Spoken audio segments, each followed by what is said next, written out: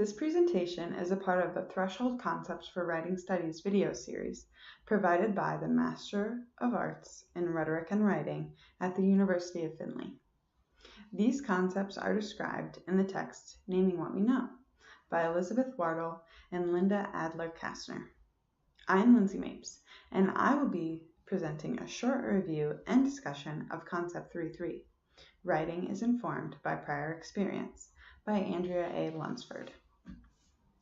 As the concept title says, writing is informed by prior experience, let's gather some prior knowledge on our author Andrea A. Lunsford. Dr. Lunsford is currently the Director of Writing and Rhetoric program at Stanford University. But Andrea Lunsford began her education at the University of Florida, earning both her bachelor's and her master's of arts in English from the institution. Lunsford completed her studies with a doctorate degree in English from The Ohio State University. She has written and co-authored 19 books, and most importantly for our context, her interests include rhetorical theory, women in rhetoric, and cultures of writing. Miss Lunsford's interests brought her to developing several threshold concepts for the book Naming What We Know. In particular, though, Threshold Concept 3.3, Writing is Informed by Prior Experience, is what we'll discuss today. Lunsford begins this concept with a general statement of the idea she's going to prove. She says writing is always part of a larger network or conversation. And she continues in saying that all writing is in some sense a response to other writing or symbolic actions. Now, you may be thinking, what about my own personal journaling? Or the writing exercises I complete just for my own personal growth? Well, Lunsford has an answer to that as well. She says, even when writing is private or meant for the writer alone, it is shaped by the writer's earlier interactions with writing and with other people and with all the writer has read and learned. It is important to note that these types of interactions that make up our writing prior experience form our own personal network or conversation with the writing realm.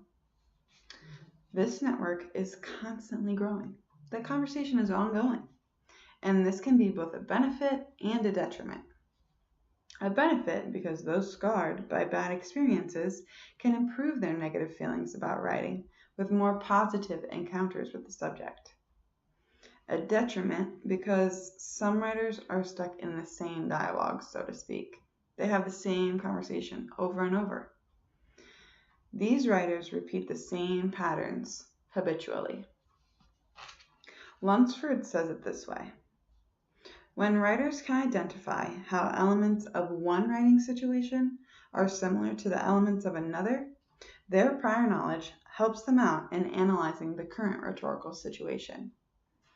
But when they simply rely on a strategy or genre or convention out of habit, the prior knowledge may not be helpful at all.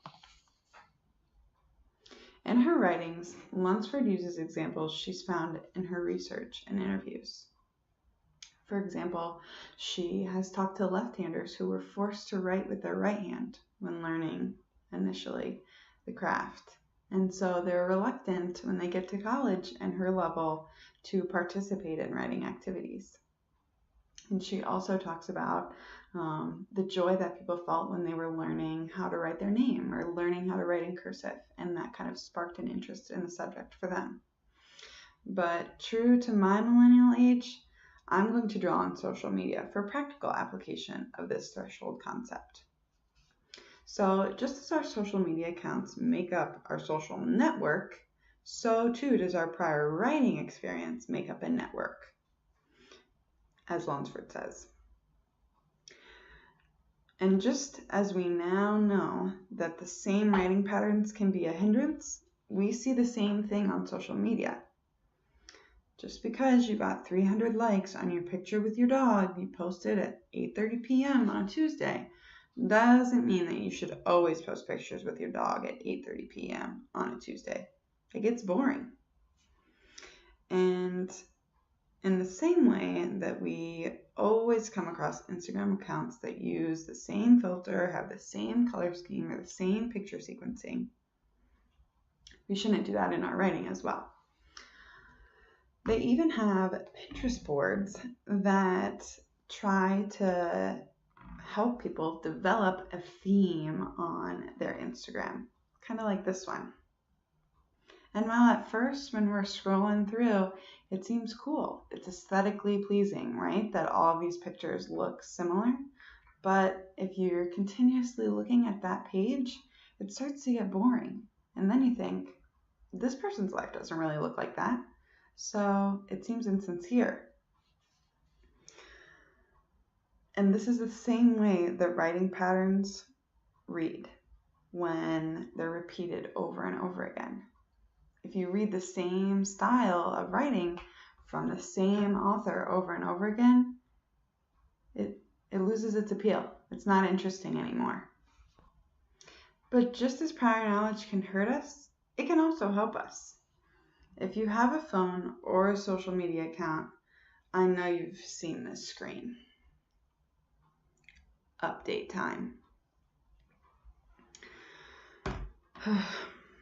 I'm sure that we all have prior experience with updates, and the next time something new is developed for our beloved version of our favorite social media platforms, we will be able to adjust and learn to love the new versions. This is because we are familiar with the ever-evolving nature of technology. Our prior experience with the applications helps us to adapt.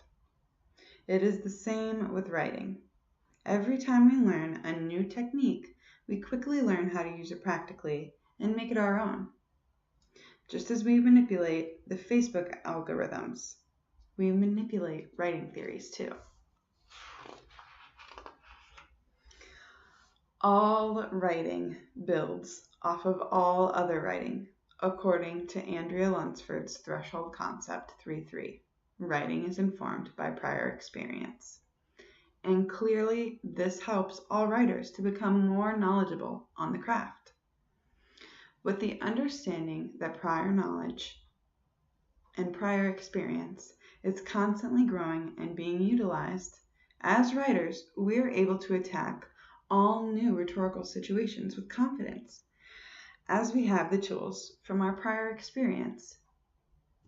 We are also able to acknowledge our biases that are rooted in negative experiences and move on from them, or even use them as a tool within our writing. Ultimately, Andrea Lunsford developed the idea of prior experience in relation to writing. However, I think that the value of this concept is in its application to everyday life. It makes life and writing much more accessible if we know that we can be successful based on our prior experience. Thank you.